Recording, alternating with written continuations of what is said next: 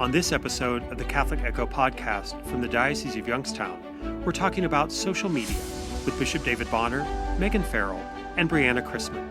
Find more about this episode's topic, including articles from the Catholic Echo at catholicecho.org/podcast. And now the host of the Catholic Echo podcast, Father Jim Corda. Hello and welcome to the Catholic Echo podcast. I'm your host, Father Jim Corda. Our show is brought to you by the annual Diocesan Appeal, the Catholic Communication Campaign, and Cumulus Media Youngstown. Joining me now is Bishop Bonner. Welcome to our show. Good morning. One of the things that we're going to talk about today is social media. When you first came to our diocese and were ordained bishop in the ordinary, one of the first things you did was remind us how important social media is. Why did you do that? As life changes, it's important that the church changes too. And so we were coming out of the pandemic, beginning our descent out of the pandemic, and it was just an important moment for us to look at how we engage the world.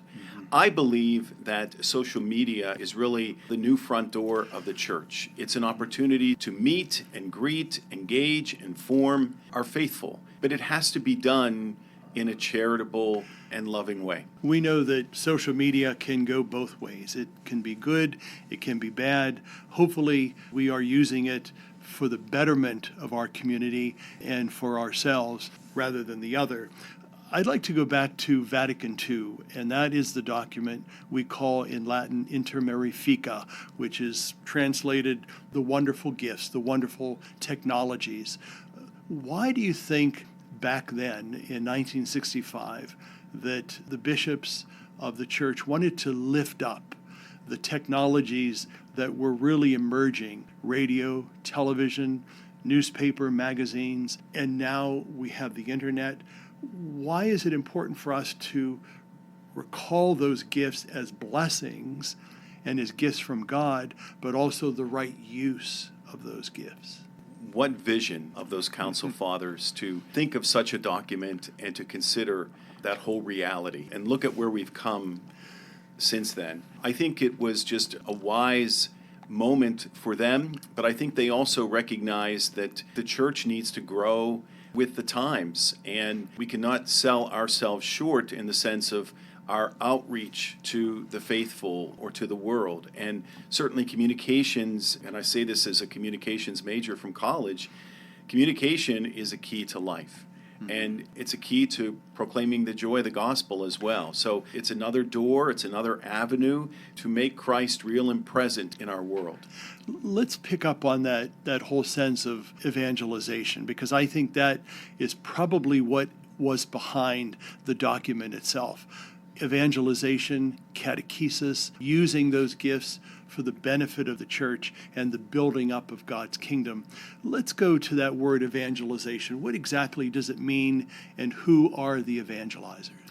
Well, we go back to those first apostles, who walked with Jesus and heard his stories and were part of that oral tradition and were so moved and compelled by it that they felt an urging to keep it going. And of course, some of it was formalized into the Gospels themselves, Matthew, Mark, Luke, and John. But it has just continued on throughout our tradition. So it's not just books, it's not just stories, it's people who amplify the voice of Jesus, which is really the good news. It's good news. To evangelize is to share the good news of Jesus. Pope Francis would say it's to proclaim the joy of the gospel. I think that is so foundational in our lives as Catholics. And I'd like to go to something that the late Pope Emeritus Benedict XVI once called us, and we are digital citizens. So we have at our fingertips the entry into the digital world, and yet we are citizens of that world, but we're also citizens of the kingdom of God. How do we kind of balance the two? How do we be good citizens of the world and citizens of God's kingdom at the same time? Well, I think it's a matter of remembering who we are and whose we are. We're children of God, and we can't live without him. And that's the beauty of prayer. Every time we pray, we go back to the source. We're reminded that we can't live in this world alone, that we need God's providence. We need his presence and his peace. This whole idea of the digital universe and just the church's outreach to communications, I was introduced to it as a seminarian when I studied in Rome. I got to give reflections on Vatican Radio. And for years, Vatican Radio has reached out to the farthest corners of the world to proclaim the joy of the gospel and the good news of Jesus Christ. Well, it's interesting that the Church, the Vatican, has used these technologies in a wonderful way. I go back to when Pope St. John Paul II was pontiff. He understood the value and the use of television. I recall many of his visits around the world and how we were able to follow him through the gift of television. We were actually with him with his masses and celebration and gathering with people. Why is it important for us to continue to use those technologies, but to use them in a proper stewardship sense of way? Well, I think it just brings us closer together. It makes what can seem like a huge world so much smaller. But there needs to be proper care in this pursuit, because one of the innovations of the pandemic, of course, was the live stream Mass. And what a saving grace that was for a period of time when the churches were closed.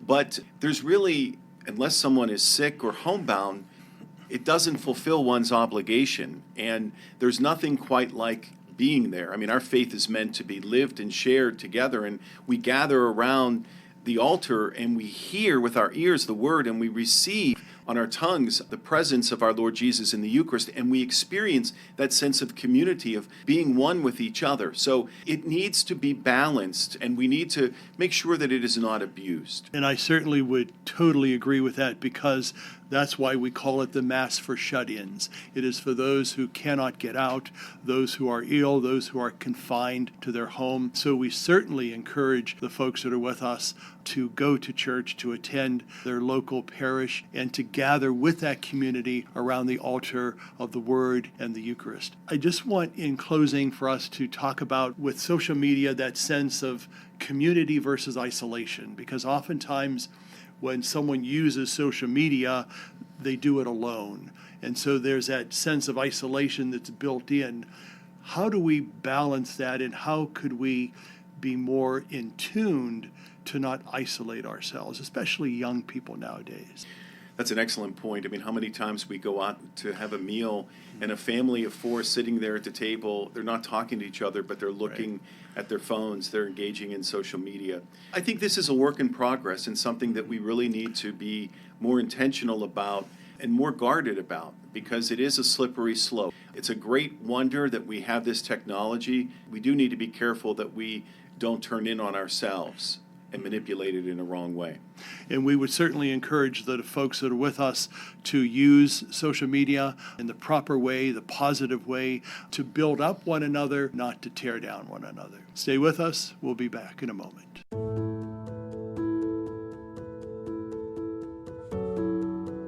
The new Catholic Echo podcast will inform and entertain the faithful of the diocese by discussing various topics that are relevant in the church today. Bishop David J. Bonner begins the podcast with your host, Father Jim Corda, on the topic of the day, and then you'll want to hear from those with expertise on that topic. You can listen to the Catholic Echo podcast on WHOT FM 101, WYFM FM 102.9, WQXK FM 105.1 on Sundays at 6:30 a.m., or catch it online by going to catholicecho.org/podcast. The Catholic Echo podcast is produced by the Communications Department of the Diocese of Youngstown. Blessed James Alberione, the founder of the Society of St. Paul, tells us that our spirituality is essentially Eucharistic. The Eucharist is intimacy with Jesus. It is profound communion with the Master in the mystery of his death and resurrection. It is the experience of salvation, the starting point of a day to be spent in building the kingdom of God. In the Eucharist, our entire being undergoes a transformation that day after day strengthens in us faith, selflessness, transcendence, and a more supernatural spirit. The Eucharist reveals our wounds and heals them. It exposes our pride and self-sufficiency and helps us to become humble and docile. It breaks down our self-defenses and makes us capable of gratitude and generous, joyous self-offering. The Eucharist gives meaning to our earthly pilgrimage by pointing out to us our goal each day, communion with the Trinity and fullness of life in God. Wondering what happened to timely Catholic news in the Diocese of Youngstown? It's at CatholicEcho.org. Sign up for the email newsletter while you're there to have Catholic news delivered to your inbox. Welcome back to our show. With me now is Megan Farrell, who is a communications manager for the Diocese of Youngstown, in particular, our communication department. Welcome to our show. Thank you for having me. You know, we just heard Bishop Bonner's take on social media and how important social media is really in the life of the church. But before we talk a little bit more about that from your perspective, I'd like you to tell the folks a little bit about what you do here at the diocese. Sure. So as communications manager, I am managing internal projects. Diocesan offices come to us with requests to help promote events or cover campaigns, things like that. And so I help respond to those requests and figure out what level of coverage we can provide. And I also manage our internal publications like the directory, communique. Let's talk now about social media. You know, it's kind of a phenomenon that we're all familiar with, but it affects us in different ways. You're a mom, so you understand how that comes through your kids and how it can affect them in different ways. I'd like to kind of talk about that perspective for a moment. Not obviously being in that sphere, I don't fully understand how it impacts young children. How does social media really impact young children today? Since social media really started hitting the mainstream in 2012, my kids were like 2 and 4 at the time. So they were not impacted at that age. But now that they're teenagers, it has to be a balance. We use a lot of parental controls to make sure that they have reasonable amounts of time, but also that access has become completely critical. For example, my son's on a soccer team, and if people need rides or they release the schedule, they're sharing that information on Snapchat instead of texting or email or something like that. So they need to be on certain platforms, but they don't need to be on all of them. And some of them we really have blocked, or we have conversations with them depending on, how safe they are based on the news and other things like that.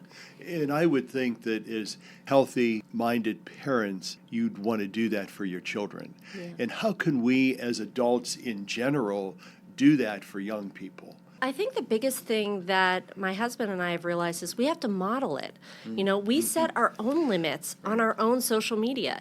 If I find I'm spending too much time on one app, I'll uninstall it for a while. We just try to make that very explicit to our kids that we are doing this for ourselves.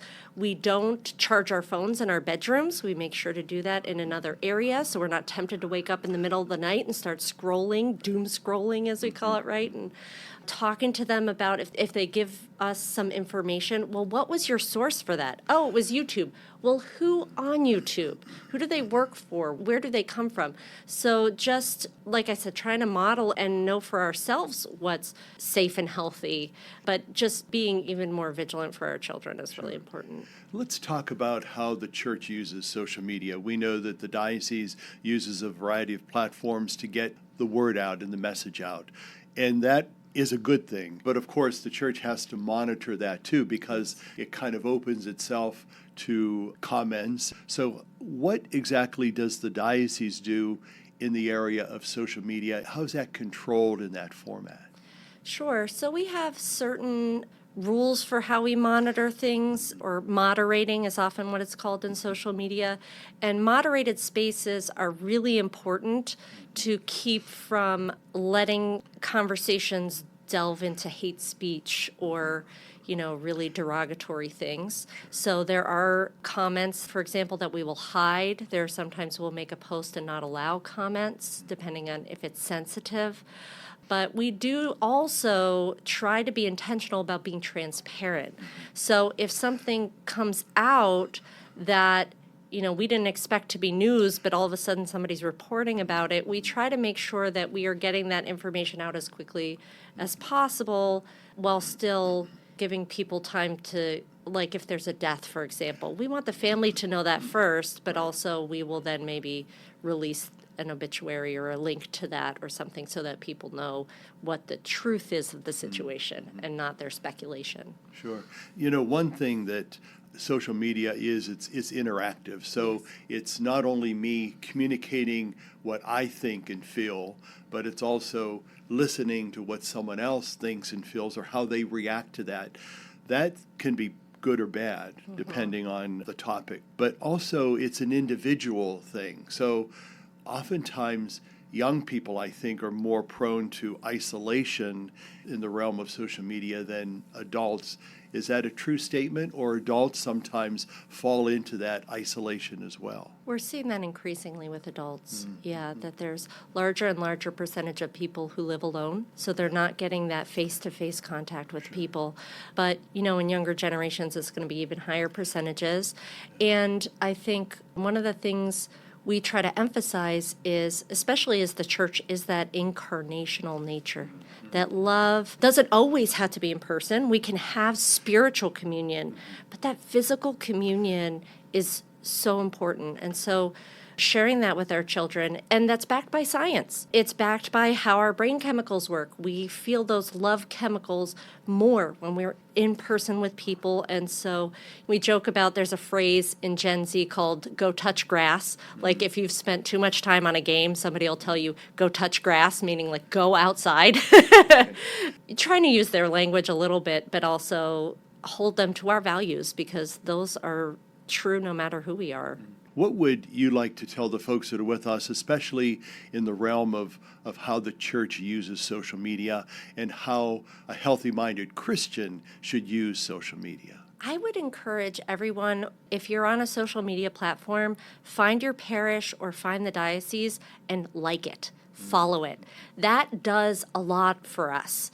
It really, sharing things just normalizes our experience as Catholics and helps us grow our reach.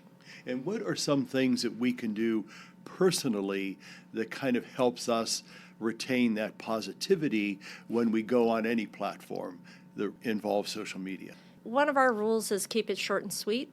So if we can respond with a link to a resource, then great, or one or two sentences. But after that, we encourage people, make a phone call, email, or private message.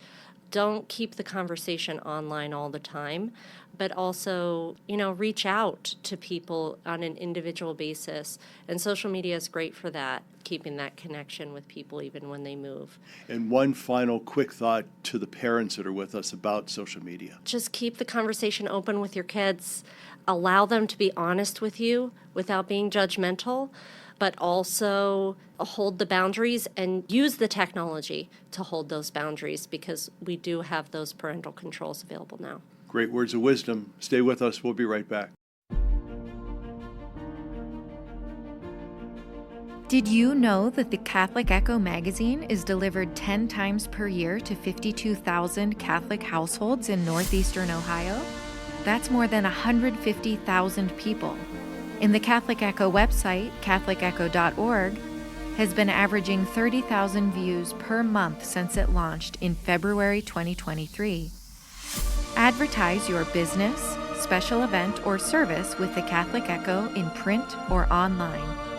Email catholicecho@youngstowndiocese.org.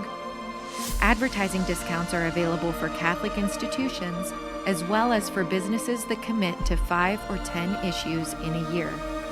Email catholicecho@youngstowndiocese.org or visit the advertising tab at catholicecho.org for more information.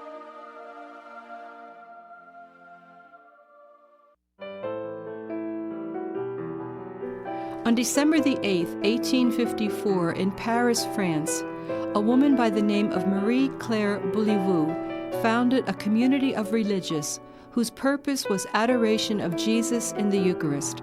In 1856, solemn exposition was permitted in their monastery. This date marks the beginning of perpetual adoration in the Order of Poor Clares of Perpetual Adoration. Mother Marie Claire chose Thanksgiving as her special end. She wrote, Is it not right that the Eucharistic love of Jesus be glorified by unremitting thanksgiving? It is in that spirit of thanksgiving that her daughters faithfully continue to glorify God through dedication to perpetual adoration.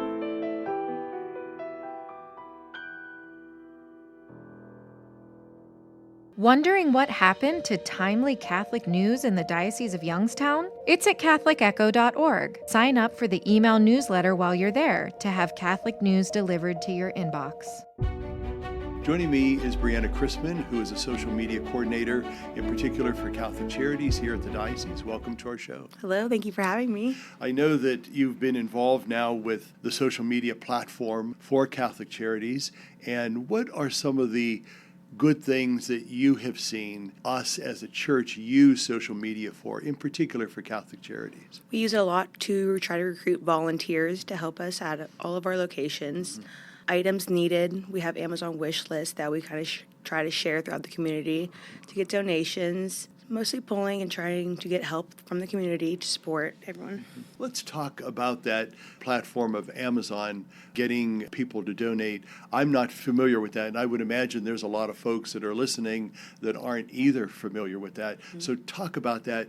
What's that all about, and how can they utilize that to give to Catholic Charities? So we have our Amazon account, and we create wish lists for different needs that the community may need. Right now is just working on an Amazon baby wish list. So we're looking for diapers and clothes, different essentials that the community could use. Also working on a homeless outreach wish list. So what we do, we kind of just create a list through Amazon, and you can put all your needs, wish lists, all your wishes on there that the community is looking for.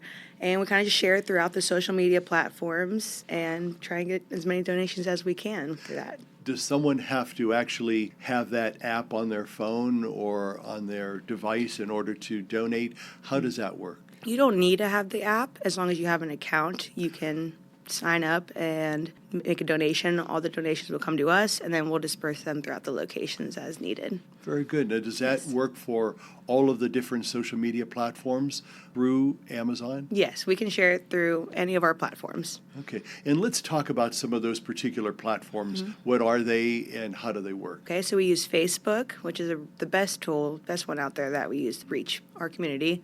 Instagram, along with Twitter, and LinkedIn as well. Try to reach more professional. Let's go back now and talk about Facebook. Okay. We know that a lot of people are on Facebook. I actually follow a lot of people on Facebook. I personally don't do postings on Facebook, but you, in your role as a social media coordinator, what are some of the things that you post in particular on Facebook? Well, there's always something different that we're trying to get the word out about. We always need volunteers, so we're always trying to push volunteers for the diocese. And like I said, items needed, local outreach. We do a lot with the community, so we're always constantly trying to share what we're doing with the community.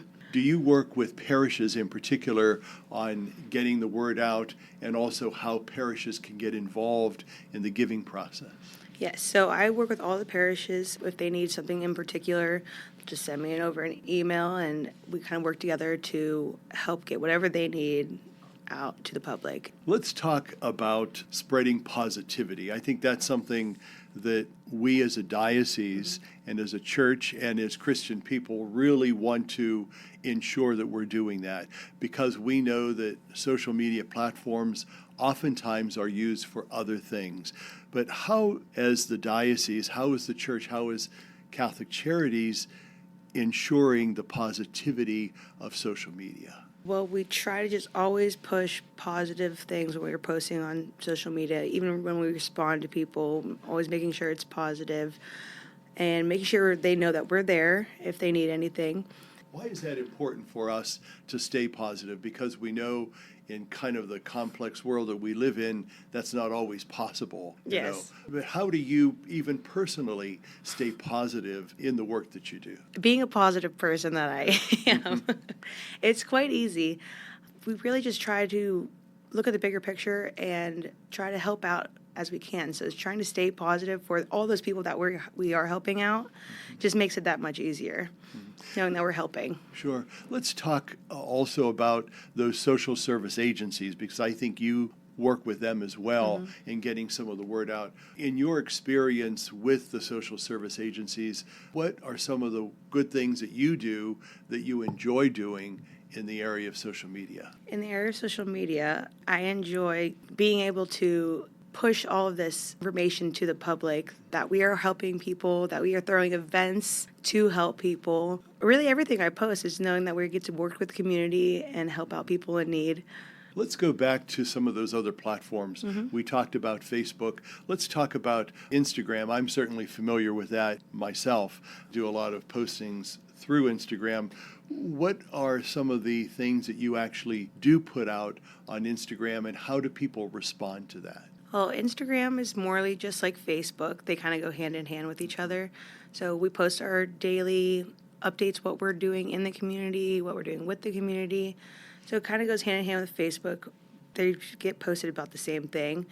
Our volunteers that we need, what we can do with the community, what we have been doing. Let's talk now about Twitter. Of course, it's called X, I believe. Yes. So I'm not really familiar with that platform at all. So can you talk about that a bit? So Twitter is a little bit less information than Facebook and Instagram.